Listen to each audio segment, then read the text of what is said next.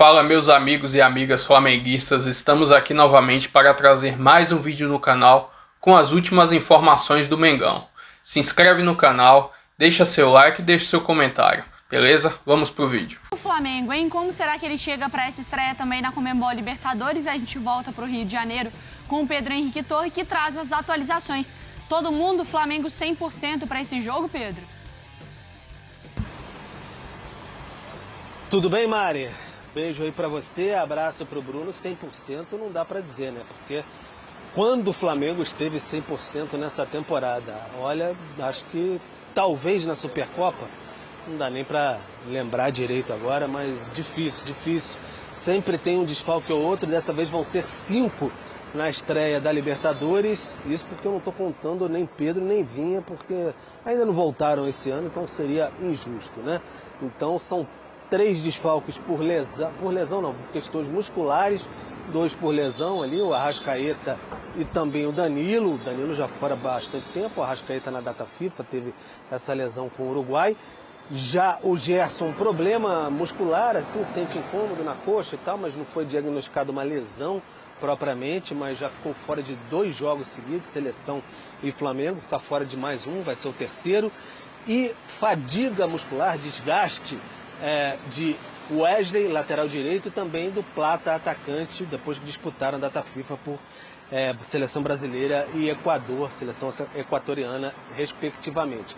O Plata também teve uma questão ali de, febre, teve uma faringite, então os 5 ficaram no Rio de Janeiro, talvez no fim de semana contra o Vitória possam encontrar a delegação em Salvador, alguns deles, assim, se tiverem uma recuperação um pouco melhor. Mas hoje na Libertadores, 21h30, Deportivo Táchira, transmissão exclusiva, ESPN e Disney Plus.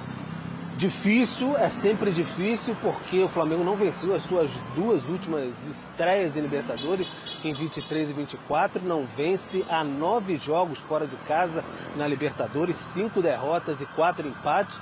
Felipe Luiz quer modificar completamente esse panorama para cima do Deportivo Táchira lá em São Cristóbal, na Venezuela. Então deve ir com um time bastante, com a força máxima que tem nesse momento. Bruno Henrique e Juninho no ataque, De La Cruz ali no meio de campo, junto tem o Luiz Araújo também para compor, o Pulgar, Alexandre Varela nas laterais, a dupla de Léus na defesa, Rossi no gol. Enfim, o Flamengo forte ainda assim para essa busca do tetracampeonato da Libertadores e superar também, antes de encerrar e devolver para vocês, a logística, né, gente? Porque sair do Rio de Janeiro, meio-dia, chegar 21 horas, 9 da noite, em São Cristóbal, parando ainda em Manaus para reabastecer a aeronave, não é fácil. O Flamengo teve até dificuldade para arrumar um voo fretado direto para a Venezuela, suou muito. E aí, no finalzinho, perto da viagem, é que conseguiu esse avião para ir direto. Libertadores tem disso, né, meu povo? Isso foi falado no momento do sorteio. Isso é experiência. Isso aí, você quer coisa fácil, pegar um trem, viajar 1 horinha? Isso aí vai jogar a Liga dos Campeões. Libertadores é assim. Imagina o Boto entendendo tudo isso. Pois é, exatamente. Que para jogar por ali, né, na Espanha, na França, era rapidinho aqui.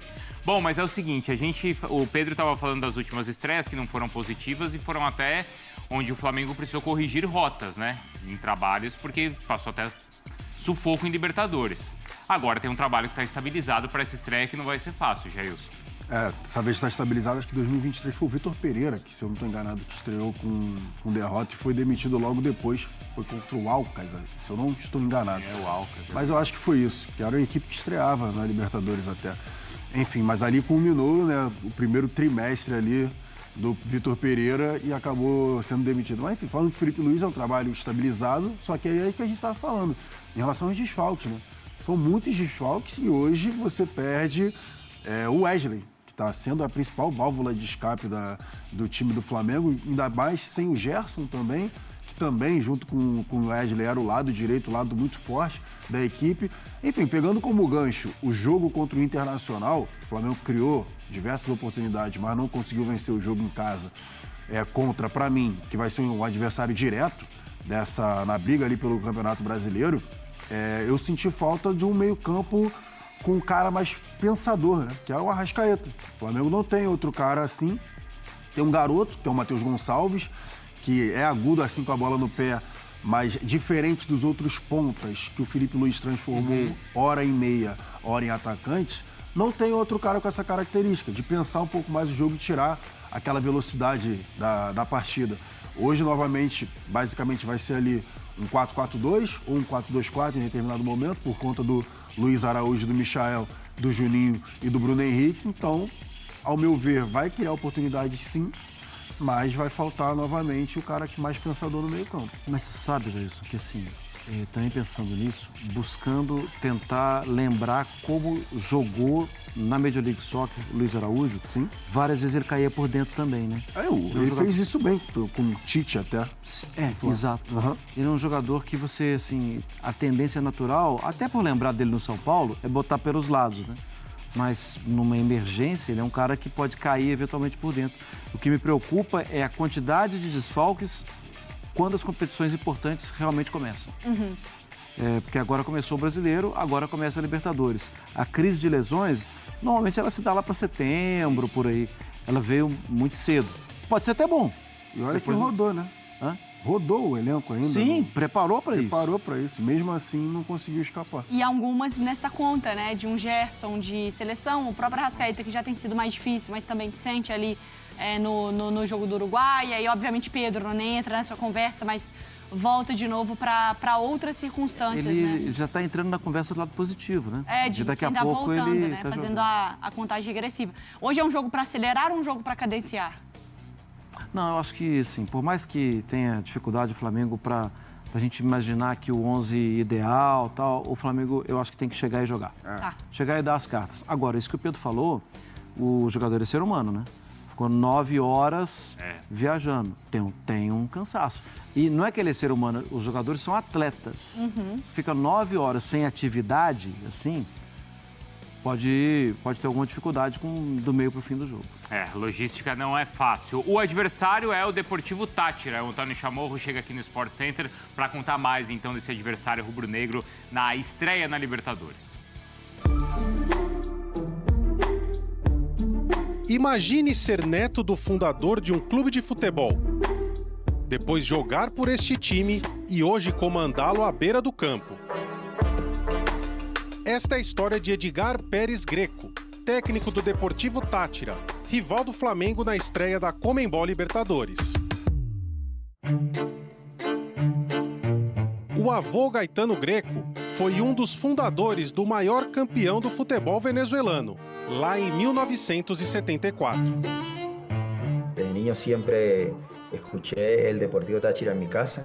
Bueno, mi abuelo para mí, más allá de que haya sido uno de los fundadores del club, estoy agradecido por todo lo que me dio en cuanto a valores, en cuanto a educación. Y bueno, yo estoy netamente agradecido, siento un sentido de pertenencia por el club. Debuté en el equipo, hice categorías menores, gané, perdí, lloré también. Após atuar por 18 anos como atacante, Edgar Pérez Greco se tornou auxiliar técnico do Táchira em 2022 e assumiu como treinador no final da última temporada. Ele conquistou o título do campeonato venezuelano e tem apenas uma derrota em 16 jogos. Um início de carreira arrasador, tal qual o adversário desta quinta-feira. Compararme con Filipe Luís es muy grande, pero bueno, sin duda alguna, le repito, la carrera de él es grandísima. Los dos estamos comenzando como entrenador, pero bueno, seguramente los dos tenemos sueños y anhelos. Para mí enfrentar al Flamengo en nuestra primera fecha de la Copa Libertadores nos llena de mucha ilusión. Los esperamos acá con los brazos abiertos. A expectativa é de mais de 38 mil pessoas no estádio Pueblo Nuevo. Uma torcida apaixonada, que deixa o treinador emocionado.